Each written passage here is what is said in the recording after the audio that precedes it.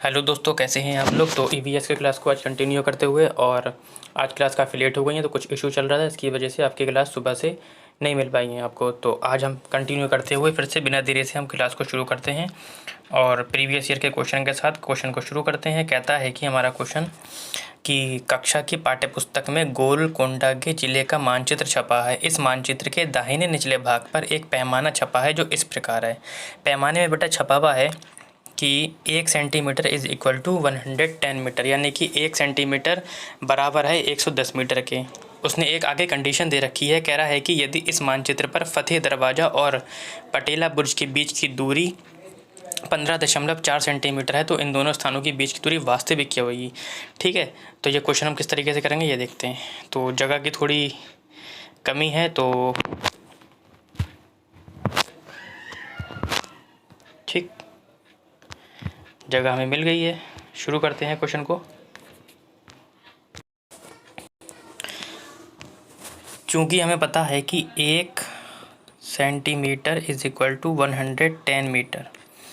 ठीक है, दोनों की बीच की दूरी कितनी दे रखी है। बीच की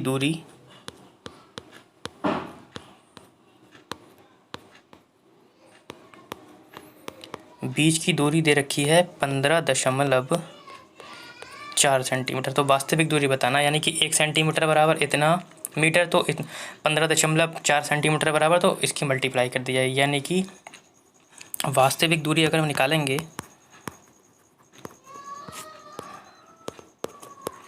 तो 15.4 गुणा 110 मल्टीप्लाई आप करेंगे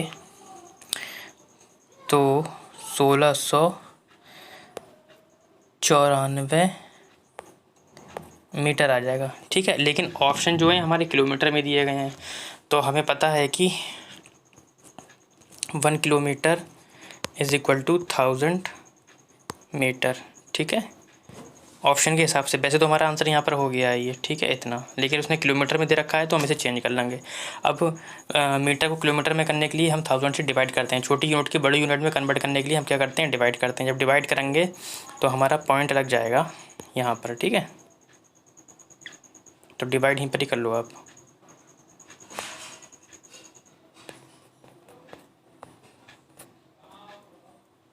ठीक, डिवाइड करेंगे तो पॉइंट आपका यहाँ पे लग जाएगा। ठीक है, किलोमीटर में बन जाएगा। तो ऑप्शन हो जाएगा हमारा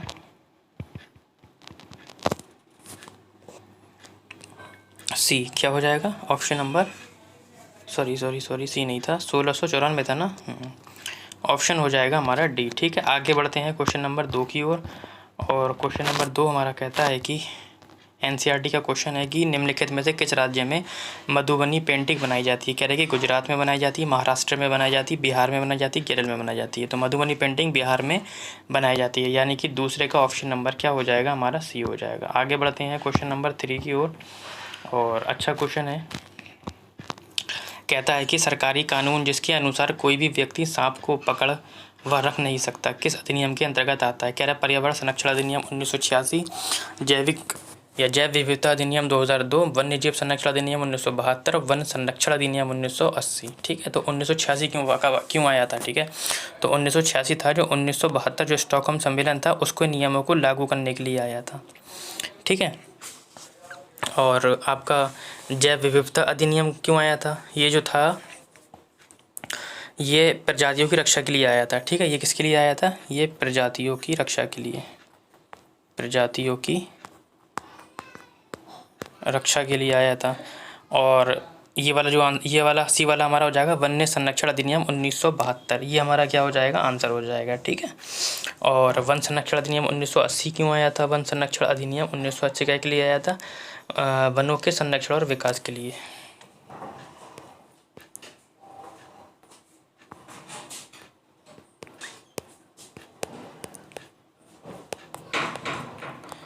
वनों के संरक्षण और विकास के लिए वन संरक्षण अधिनियम आया था। ठीक है, तो एक बार मैं रिकॉल कर देता हूँ आप लोगों को, सुन लीजिए। पर्यावरण संरक्षण अधिनियम 1986 1972 में जो स्टॉकहोम सम्मेलन हुआ था उसके नियमों को लागू करने के लिए लाया गया था। ठीक है, जैव विविधता अधिनियम का लाया गया था, ये प्रजातियों की रक्षा और उनके विकास पर जोर प्रदान करने के लिए लाया गया था। ठीक है, और आपका जो क्वेश्चन है उसका आंसर हो जाएगा आपका वन्यजीव संरक्षण अधिनियम 1972। और वन संरक्षण अधिनियम 1980 का के लिए लाया गया था, ये वनों के संरक्षण और विकास के लिए इसे 1980 में पारित किया गया था। ठीक है, तो आपको सारा मिल गया, तो आपका ऑप्शन क्या हो जाएगा, आपका ऑप्शन हो जाएगा सी। ठीक है, आगे बढ़ते हैं क्वेश्चन नंबर 4 की ओर। और ये भी प्रीवियस ईयर का क्वेश्चन है और इस टाइप का एक क्वेश्चन ज़रूर मिलता है आप लोगों को। कहता है कि नीचे दिया गया कौन सा समूह जड़ों का है। कह रहा है चुकंदर, आलू, अदरक, गाजर, हल्दी, अदरक, शकरकंदी, मूली, हल्दी, गाजर, चुकंदर, मूली। ठीक है, तो आपको बताना है। तो एक ट्रिक है, मैं आपको बता देता हूँ। एक तना की ट्रिक है हमारे पास। क्या है तना की ट्रिक? तना, जो तना वाली सब्जी है उसकी ट्रिक है। तना की ट्रिक होती है बेटा, हद कर दी आपने, हद कर दी आपने। ठीक है बेटा, देखो हद से हो जाएगा आपका हल्दी, ठीक, और आपका कर से हो जाएगा केसर, ठीक, दी से आदि, ठीक, आ से हो जाएगा आलू, ठीक, पा से हो जाएगा प्याज, और इसमें आगे की ट्रिक है नहीं तो अदरक भी आ जाएगा, अदरक और लहसुन भी आ जाएगा। ठीक है, अदरक और लहसुन। अब आप आंसर मिला लीजिए। देखो इसमें जड़ों का पूछा है, आलू आ गया, आलू अदरक आ गया, ये हमारा तना है। हल्दी अदरक आ गई, तना है।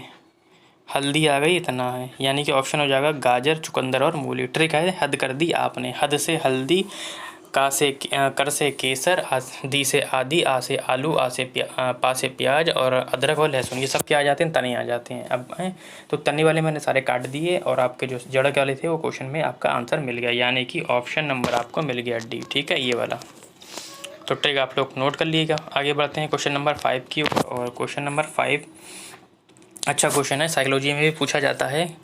कह रहा है कि पर्यावरण अध्ययन में शिक्षक के द्वारा बच्चों को स्वयं, यहाँ से क्वेश्चन पकड़ना है, अपने का आकलन के लिए पर्याप्त अवसर देने चाहिए। स्वतः आकलन क्या है? कह रहा है कि CCE है, सीखने के समान अवसर हैं, सीखने का आकलन है, सीखने के लिए आकलन है। ठीक है, देखो सीखने के लिए आकलन होता है, इसकी ट्रिक होती है के पूर्व या के दौरान,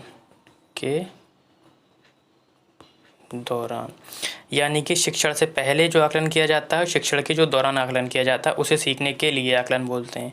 सीखने का आकलन मतलब इसकी ट्रिक होती है के बाद, यानी कि शिक्षण के बाद जब आकलन किया जाता है तो इसे शिक्षण का आकलन बोलते हैं, यानी कि सीखने का आकलन बोलते हैं। अब जब स्वयं का आकलन किया जाता है तो इसे सीखने का आकलन बोलते हैं। ठीक है, यानी कि क्वेश्चन नंबर 5 का ऑप्शन नंबर हो जाएगा बी। ठीक है, आगे बढ़ते हैं क्वेश्चन नंबर 6 की ओर। और हमारा क्वेश्चन नंबर 6 कहता है कि पर्यावरण अध्ययन में बच्चों को जोड़ने की सबसे प्रभावशाली युक्ति कौन सी है? कह रहे किस्से, कहानियाँ हैं, पाठ्यपुस्तक का पठन है, शिक्षक द्वारा व्याख्याएं है, कक्षा का निर्देशन है। देखो मैंने आप लोगों को पहले भी बताया था कि व्याख्याएं शब्द अगर प्रारंभिक पहले पेपर में अगर आप देने जा रहे हैं तो व्याख्या शब्द काट दीजिए, निर्देशन नहीं चलेगा, बच्चों को निर्देश नहीं देना है, केवल पठन करने से रुचि नहीं मिलेगी। जब हम बच्चों को उसके बाहरी जीवन से जोड़ते हैं, किससे कहानियाँ सुनाते हैं, मूर्त चीज़ें दिखाते हैं, तब बच्चा क्या होता है, प्रभावशाली युक्ति से तरीके से सीखता है, यानी कि क्वेश्चन नंबर 6 का ऑप्शन हो जाएगा आपका ए। ठीक है, आगे बढ़ते हैं क्वेश्चन नंबर 7 की ओर। अच्छा क्वेश्चन है हमारा क्वेश्चन नंबर 7। कहता है कि राजाजी राष्ट्रीय उद्यान स्थित है। कह रहा है कि उत्तराखंड में स्थित है, गुजरात में स्थित है, हिमाचल प्रदेश या उत्तर प्रदेश में स्थित है। ठीक है, तो हमें बताना है कि राजाजी राष्ट्रीय उद्यान कहाँ पर स्थित है। तो ये हमारा उत्तराखंड के कहाँ पे स्थित है, देहरादून में स्थित है। ठीक है, कहाँ पर स्थित है, देहरादून में स्थित है। ठीक है, और ये उत्तराखंड का प्रमुख पर्यटक स्थल है। और वर्ष 1983 से पहले इस क्षेत्र में फैले जंगलों में 3 अभयारण्य थे। ठीक है, जो राजाजी राष्ट्रीय उद्यान है ये पहले 3 चीज़ों में बटा हुआ था। उनके नाम क्या थे? मोतीचूर तथा, जैसे कि राजाजी हो गया, मोतीचूर हो गया तथा पिल्ला हो गया। लेकिन अब इन तीनों को एक ही कर दिया गया, यानी कि राजाजी हो गया, ठीक है, एक हो गया आपका पहले जो बता रहे हैं 1983 में, एक होता है मोतीचूर। ये मोतीचूर लड्डू की बात नहीं कर रहा हूँ मैं, ठीक है, हाँ, क्योंकि आधे बच्चों के मुंह में पानी आ गया होगा अभी ये सर जो है मोतीचूर लड्डू की बात कर रहे हैं, ऐसा नहीं है, मोतीचूर अभयारण्य की बात कर रहा हूँ मैं, ठीक है, राष्ट्रीय उद्यान की बात कर रहा हूँ। तो एक तो हो गया हमारा राजाजी, एक हो गया मोतीचूर, एक हो गया पिल्ला। अभी पिल्ला वो वाला पिल्ला नहीं है, ठीक है, कुत्ते वाला। यानी कि ये पहले 3 थे, कौन कौन से? राजाजी, मोतीचूर और पिल्ला। लेकिन 1983 की बात क्या करा दिया गया? इन तीनों को एक ही कर दिया गया, यानी कि क्या कर दिया गया? राजाजी राष्ट्रीय उद्यान कर दिया गया। ठीक है, फिलहाल हमारा उत्तर क्या हो जाएगा? ए हो जाएगा, उत्तराखंड। आगे बढ़ते हैं क्वेश्चन नंबर 7 की ओर। और क्वेश्चन नंबर 7 कहता है कि निम्नलिखित में से कौन सा अनवीकरणीय ऊर्जा का रूप है। ठीक है, तो पहले अनवीकरणीय ऊर्जा का रूप समझ लिए कहते कैसे हैं। अनवीकरणीय उसे कहते हैं बेटा जिसे एक बार इस्तेमाल करने के बाद दोबारा इस्तेमाल ना किया जा सकता, यानी कि जिसको दोबारा रिसाइकिल नहीं किया जा सकता है ना, जिसको दोबारा रिसाइकिल नहीं किया जा सकता है उसे अनवीकरणीय कहते हैं। नवीकरणीय किसे कहते हैं? जिसे दोबारा रिसाइकिल किया जा सकता है। ठीक है, तो दोनों में समझ में आ गया होगा। अनवीकरणीय इसे किसे कहते हैं? जिसे रिसाइकिल दोबारा नहीं किया जा सकता, जैसे यानी कि एक बार उसका इस्तेमाल कर लिया तो दोबारा अब उसका इस्तेमाल हम नहीं कर सकते। जैसे कि मैंने कोयला जलाया, अब कोयले की राख बन गई, क्या मैं अब दोबारा उसे फिर कोयला बना सकता हूँ? ऐसा नहीं हो सकता ना, यानी कि ये अनवीकरणीय का उदाहरण है। ठीक है, प्राकृतिक गैस हो गई, इसको एक बार इस्तेमाल कर लिया, क्या मैं दोबारा इस्तेमाल कर सकता हूँ? जैसे कि मैंने गैस सिलेंडर खरीदा और रोटी उसमें चूल्हे में जोड़कर जलाया, क्या वो दोबारा वापस आ सकती है? नहीं आ सकती। तो ये सब क्या है? अनवीकरणीय के उदाहरण है ना। और जैसे कि हमारा कोयला हो गया, पेट्रोलियम हो गया, प्राकृतिक गैसें हो गई, ये सब क्या होते हैं? ये हमारे अनवीकरणीय होते हैं, जिन्हें हम दोबारा प्राप्त नहीं कर सकते। ठीक है, तो वो कह रहा है कि कौन सा? देखो, भूतापियों को हम दोबारा इस्तेमाल कर सकते हैं, ज्वारियों को भी कर सकते हैं, सौर ऊर्जा को भी कर सकते हैं, लेकिन प्राकृतिक गैस को एक बार इस्तेमाल कर लिया तो दोबारा उसे हम इस्तेमाल नहीं कर सकते रिसाइकिल करके, यानी कि ऑप्शन नंबर हमारा हो जाएगा सी। आगे बढ़ते हैं।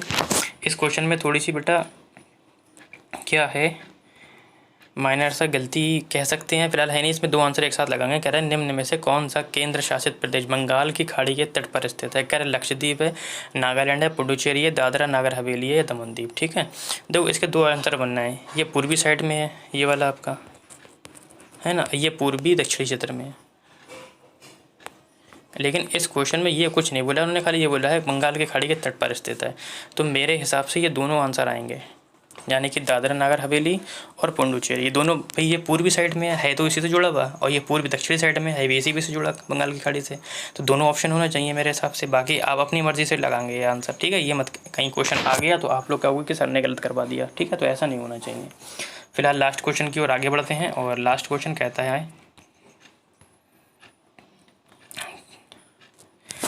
है कि समीर को जुकाम है, वे अपने पसंदीदा भोजन का स्वाद नहीं ले पा रहा है, इसका क्या कारण हो सकता है? वे पीले संवेदनशील नहीं हैं, स्वाद कलिकाएँ सूजी हुई हैं, जुकाम में उसकी सूंघने की अनुभूति प्रभावित हो गई है, जुकाम आपकी स्वाद कलिकाओं को सुन्न कर देता है।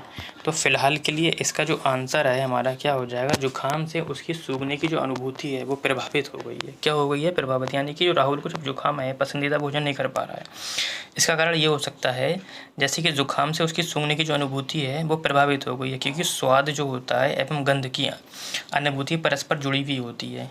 ये तो पता ही है, दोनों जाके मिल जाते हैं आप लोगों को। तथा स्वाद की जो धारणा के लिए हमारी जो गंध एवं स्वाद दोनों की अनुभूति होने की जो आवश्यकता होती है, ऐसे में जुकाम होने पर सूंघने की क्षमता खत्म हो जाने पर पीड़ित जो व्यक्ति होता है भोजन का स्वाद भी नहीं ले पाता, इसी वजह से नहीं ले पाता है। ठीक है, तो फिलहाल हमारा जो आंसर है क्वेश्चन नंबर 10 का क्या हो जाएगा? सी हो जाएगा। तो आज के लिए इतना ही, और आपको सीरीज़ कैसी लगी कमेंट सेक्शन में ज़रूर बताएं, और PDF को प्राप्त करने के लिए आप हमारा टेलीग्राम चैनल ज्वाइन कर सकते हैं।